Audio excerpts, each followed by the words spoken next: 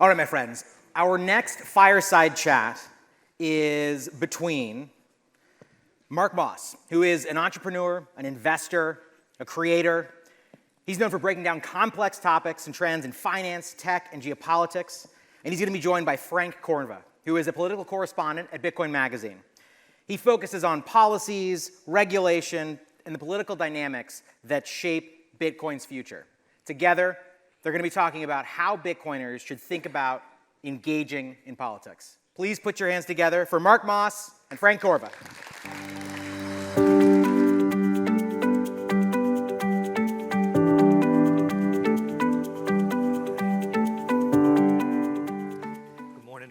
Thank you guys for joining. If you were out partying especially, appreciate you making it here.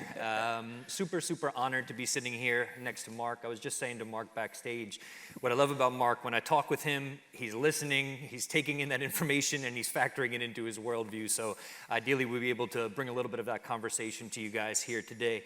But Mark, I think the most important thing to start with is, why are we here? Bitcoiners, cypherpunks, people who wanted to separate money from state. Why are we here in DC engaging in Washington with the political process? Yeah, it's a super important question. And as Frank said, it's something that I've sort of evolved in my thinking on over a period of time. And maybe it kind of comes and goes. But when I think about why we should be engaging, I would just kind of think about, first of all, and sort of the realization I've had is that an abdication of our role of engaging is then just admitting defeat. And I think back to really the creation of the United States and the purpose of the government, and I think about the founding of it and the reasons behind that. And so it's supposed to be a republic, and it's supposed to be we the people, right? A government of we the people. But if we the people aren't participating in the government, then of course we have no say in the government. So I think about that first and foremost. And we look at some of the examples that were set for us of the founding fathers, right? So the founding fathers, brilliant young men, in their 20s and 30s, and they were business owners, right? They were plantation owners, but they were involved in politics, and because they wanted to build the world they wanted, rather than just living in the world that England had wanted for them, some precedent that had been set, and so they wanted to actively engage into that. And so I think as Bitcoiners, a lot of times we think that we shouldn't be involved. Let's just go build our own world. Let's just take our Bitcoin and let's just go sort of be a hermit on a hill, or we're gonna go start some new civilization. But you know, the saying is that you may not be interested in politics, but politics is interested in you. And so I just think as Bitcoiners, it's important to realize that if we believe that Bitcoin is this tool that can give us this freedom, and if Bitcoin is this tool that can build this better world, then how do we get there? And so we have to be engaged. We have to be educated, right? I think that's a really big piece. We have to be educated not just on what's happening, but what these things mean, how these things affect us, right? So like, for example, at the last election, one of the biggest issues was inflation. But how many people really even understand inflation, right?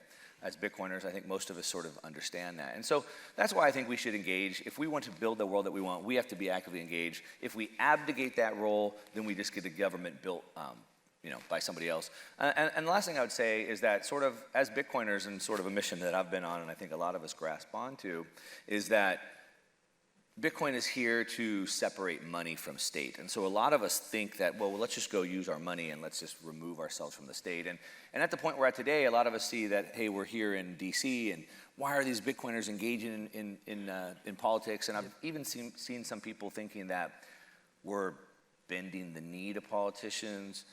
Even some Bitcoiners are like, oh, now you're begging politicians to buy Bitcoin. Like you've come to that level, you're begging politicians to buy Bitcoin. Bitcoin doesn't need politicians. It's not about that. But I think separation from money and state is just a different mission.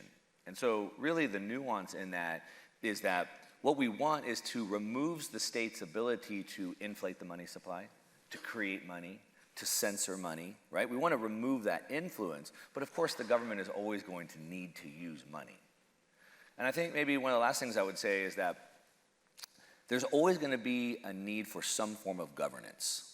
Like I live in a gated neighborhood, and like who's going to organize the guard at the gate and the trash pickup and cleaning the streets? There's always going to be a need for governance. But I do want to just remember, as I said, we the people. When I think about like Murray Rothbard's book, The Anatomy of the State, which everyone should read if you haven't read that, they're really, yeah, we could get a hand for that book. Yeah, it's a book. Look, you could read it in an hour. Everybody could read it on the airplane ride home. But he says that there really is no such thing as the state. Right. They use this term of the state so that a small group of people could co-opt this and use it for their influence and power. But really, there is no state. There's only the individual. And so we as individuals, back to we the people, we have individual rights. And collectively, us as people make up the state. But again, only if we're, one, educated about it, and two, if we're engaged in it. I want to dive into the education point, but I also just want to maybe piggyback on something you just said. I think it's really important, and a lot of the work that I've been doing in speaking with politicians, policymakers, what you learn is that the US government or any government is not necessarily a monolith. It's not this impenetrable, huge thing. It's a thing that's made up of people. Some of those people, one of whom will be on stage in a little bit, Nick Begich, the congressman from Alaska, who introduced the Bitcoin Act, which I think is the sister act to Senator Lummis's act in the Senate. Was buying Bitcoin on Mt. Gox in 2012. So this is a, kind of a OG Bitcoiner, if you will, that's also introducing bills in the US government. So I think it's really important to look at people are people. I have this conversation with Jeff Booth a lot too. He speaks with politicians in Canada about this. Sure, they have this role in the political process. They have this role in our government, but it doesn't mean that they aren't open to, like Mark said, doesn't mean that they only like US dollars because they work for the US government. They can see the value in Bitcoin just as they've seen the value in gold, and governments have seen the value of gold for thousands of years. So I think it's really important to keep this in mind. But on the topic of money and government, Bitcoiners have come to Bitcoin because they feel that there's been an abuse of the dollar, right? And there's a long history of that. So we were talking about this backstage. I thought it was really sort of interesting. What does that timeline look like in terms of why we've sort of lost trust in giving, in letting the government control money, or, only one type of money that the government controls? Yeah, I think the history shows us why we can't trust the government with money. And of course, we could just go back to, again, the founding fathers, and we could see the warnings that they had given us, right? For example, Jefferson told us that banking institutions would be more dangerous than standing armies. So he knew it back then. And really what he was talking about is centralized banking institutions. And the reason why he saw that is when he saw centralized banking institutions, the power that they would have, and he feared, one, it would create this aristocratic class of financial elites that would then use that for power, which of course we've seen how that's played out. But also that with banks, they would create debt, they would put the governments into debt. We see how that's played out, $1 trillion of debt's being added to the government every single quarter. But he also said that with this creation of paper money and debt, they would cause inflation and deflation to deprive citizens of their property. So the market crashes, you lose your homes, right? They inflate away the money, you lose your ability to buy property. And so that's exactly what's played out. And we can see how this has played out. So we had the creation of the main, of course, he was fighting against a central bank, not the Federal Reserve that we have today, but in the creation of the Federal Reserve in 1913, they started printing more of the paper debt instruments, or Federal Reserve notes, or as we call them, dollars today. And by 1933, it created this big problem where the government had way too much of this money created. They had way too much debt, and so the president created Executive Order 6102, put the banks on holiday, and when the banks came off holiday, they took all your gold. Not only did they take all the gold in the bank, they made it illegal for you to have gold, and you had to turn the gold in. Right? And then what they did is after they took all the gold and made you turn the gold in, then they devalued gold 69%. Right. So then you lost 69% of your property. It was overnight, basically. Overnight. Yeah. And we could go on and on and on, but let's just fast forward. I'm staying at the Watergate Hotel. President Richard Nixon made famous. And what Nixon also did in 1971 is when the U.S. was still sort of, and the whole world was still sort of on a gold standard, he just unilaterally decided to remove that. Right? And so we can see that there's this constant and always abusive power that's created with money, how they continue to deprive us of property, just like Jefferson warned. And then, of course, we can see, we talked about this earlier, like the surveillance that's now put in with the KYC laws and the AML laws that they do to kind of exert their power. So there's a long-standing history. It's wise of us to distrust the government having control over the money. Yeah, and so the ideal is to create laws, policy that allows us to hold our Bitcoin, hold our private keys, do what we will with it, and ideally as private a manner as possible. But from a policy... I would say just on that, it's not create laws that allow us to have private property or have self-custody. Yep. It's about creating laws that prohibit the government from encroaching on our rights to have those. To have private property. That's a great point. Similar to the Second Amendment, right? Similar to the Second Amendment. So the Second Amendment is the right type of policy, right? It doesn't, the policy is about guns. So it does set a policy of guns, However, what it does is it limits the ability of the government to encroach on our ability to own guns. So similar to the Second Amendment. Yeah, appreciate that. It's a good, very, very important nuance. On that topic, when you look at all of us engaging, what are the desired policy outcomes? What's the ideal scenario here? What do you want to see? We'll dive into a little bit of what's happened already with Genius, what's coming down the pike with market structure, but in an ideal world, what would you like to see, especially maybe before midterms? Well, in an ideal world, maybe I'm an idealist, but I think more of like a constitutionalist, right? Again, so using the law to prohibit the government from encroaching on our rights versus us going and asking for permission to do things. So I think about it, you know, the best government is the government who rules the least, and so do no harm, you know, all those types of cliches. But I kind of think about it through like this acronym of FREE, F-R-E-E. So I think what I'd like to see, one, is like fair taxing. And we talked about this earlier backstage, right? I'd like to see fair taxing. Obviously, the IRS considers Bitcoin property, and so then it's subject to capital gains taxes. And it is that. And here's the thing with technology is we don't really know what it is, so we try to compare it to things we already know. So sure, it is like property. Saylor gave a wonderful keynote yesterday, and he calls it digital property, right? It's the way that people around the world can have private property rights with owning a little bit of Bitcoin. So it is property, but it's also, in the white paper, was peer-to-peer electronic cash. So it's also cash and property. But the fair tax that I would like to see would be to remove cap gains tax so we could actually use it as a currency. And so maybe in currency transactions, if I'm buying a cup of coffee, a house, or a car, we could remove cap gains tax off of that. Senator Lummis has done amazing work in her bills, and so she's pushing for a de minimis tax. So let's say transactions of under $300 would be exempt from cap gains, I think, so fair tax. I'd like to see would be, again, rights to continue to have self-custody. We've seen the federal government, as well as I think 6 states have put some bills like this: right to self-custody, right to mine, right to open blockchains, right, things like that. And so again, enshrine those rights. I'd like to see I'd like to see the right to code, right? So I'd like to see the evolution of the ability to code, to be able to create networks. We've seen problems where open source networks, maybe like Tornado Cash, things like that, if people have come under attack just for creating software. And then I think also end the surveillance. And so I think like the bank secrecy laws, the KYC, they create more problems than they help, right? We've seen what happened with Coinbase was hacked, and if you have Bitcoin on Coinbase, they probably know where you live and how much Bitcoin you have, and it creates these honeypots, a big security problem. So in regards to laws and rules and how we engage, I'd like to kind of use that as like a litmus. Does it protect these things before we add more? Yeah, appreciate that. And some perspective on that. I had a conversation with Hester Pierce, one of the commissioners at the SEC earlier this year at PubKey. I'll give a shout out to Thomas, who was sitting where I was sitting on the last panel. If you haven't been to PubKey in New York, make sure to go there, and they have one opening in DC. Quick shill, but I wish they were open while we were here. Right, Unfortunately, exactly. They didn't make it. But I think there are, again, this speaks to this idea of like people make up the government. Hester Pierce said something quite brilliant. She said like what we should be doing is not creating a scenario where we're stopping people from creating code and shipping it. We should not be putting hurdles in front of that. We might need to step in if there's something happening as a result of that, or if there's fraud happening as a result. That's our job. Our job is not to stop the innovation from happening. And so it's important to, again, note these things, and it's not necessarily for me to sim for Hester Pierce or the SEC or the government or something, but it is important to know that there are certain people that do have they're bringing certain ideology to what they're doing. I would say even Paul Atkins is similar, Carolyn Pham at the CFTC right now. And not only that, I had a conversation with the former chair of the CFTC, Tim Massad. I talked a lot about when we create laws and regulation in the United States, they tend to have a global effect. They get copied and pasted globally. And I said to him, are you taking that into consideration? Because of course there are activists around the world that use this. There are people who are cut off from the traditional system that need these tools, and creating more friction for them, whether it's KYC or other friction, would be detrimental to them in a lot of ways.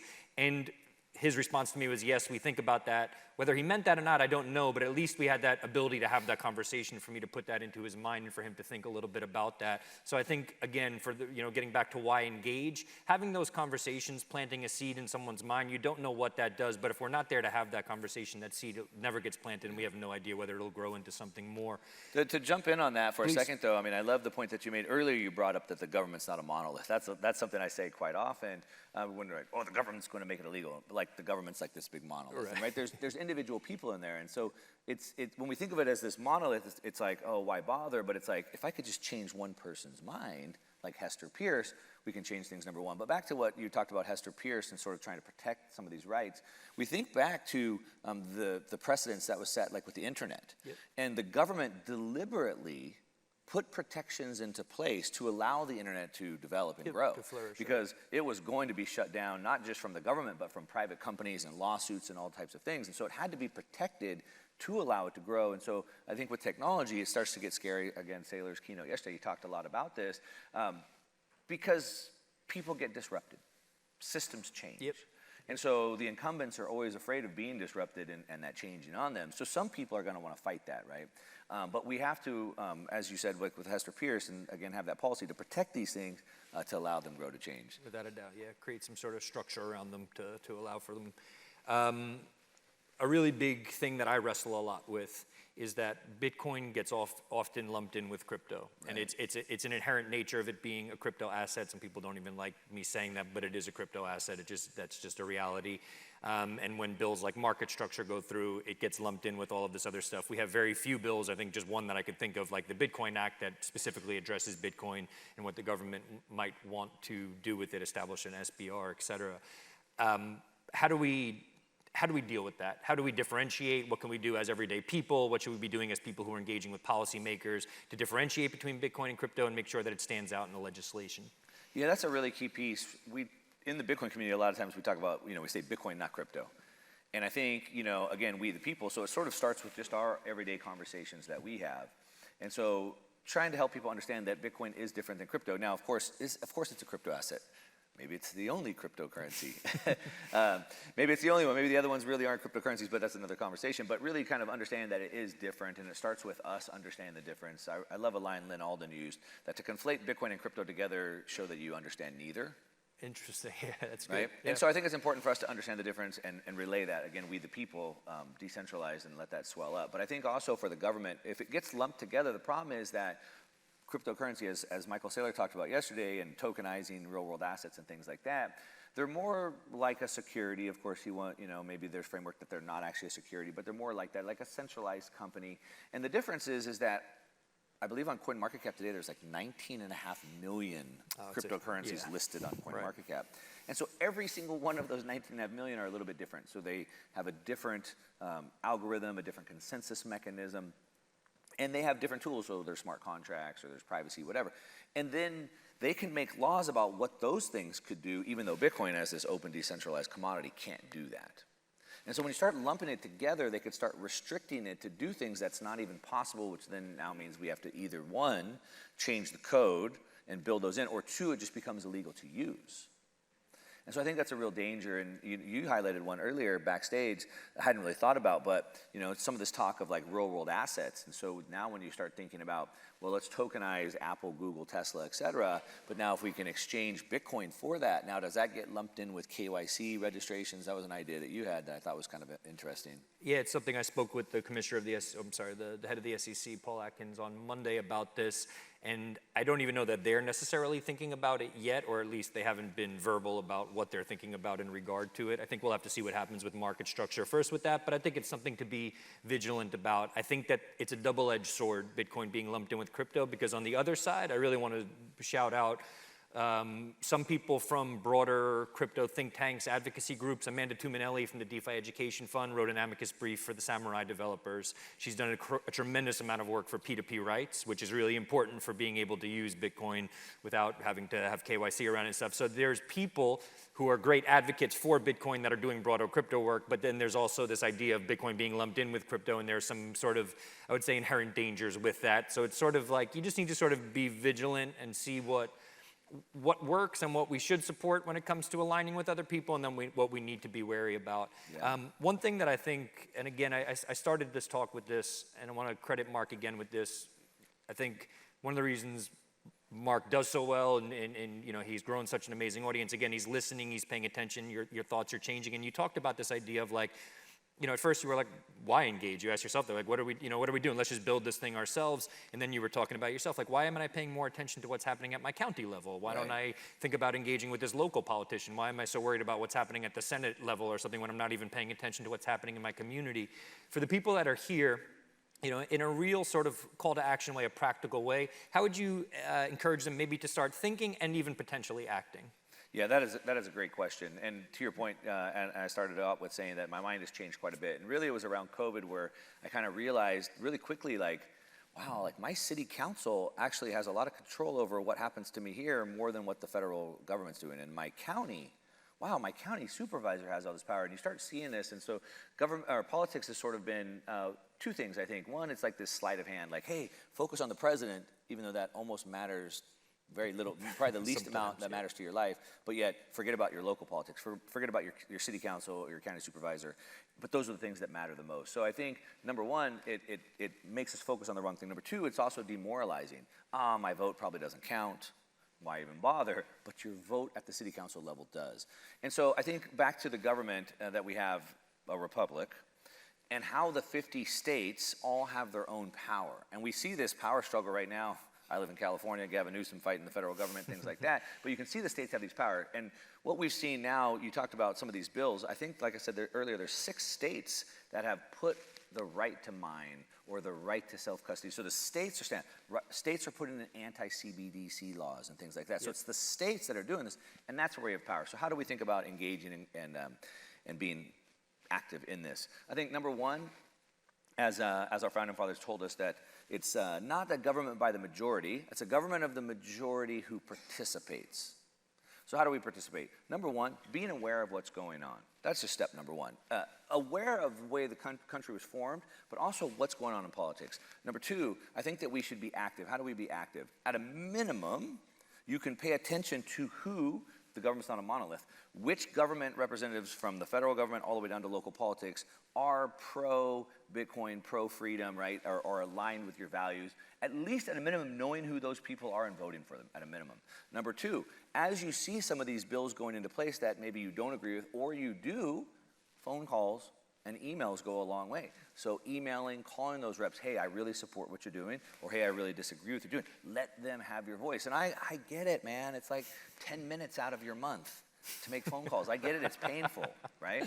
But like literally, like 10 minutes, 15 minutes, like making phone calls, sending emails goes a really long way. They need to hear from you. Yeah. So at a minimum, understand what's going on. 2, vote for the right people by paying attention. 3, let your voice be heard by phone calls, emails, voting and things like that. Talk about it with other people. I know, politics is this bad word, like don't talk about them in politics, but like these are important issues. So that's how I'd recommend that everybody gets involved in, again, right? Abdicating your role is a way for you to get under the, to become a servant of somebody else. The only way that you're going to get the world that you want, no one's going to build your dream for you, is for you to take responsibility and get involved and go build that. Build the world you want. I think it's a good place to end it. Thank you, Mark. Give this man a round of applause. Much appreciated. Thank you, sir. Thank you so much, gentlemen. That was phenomenal.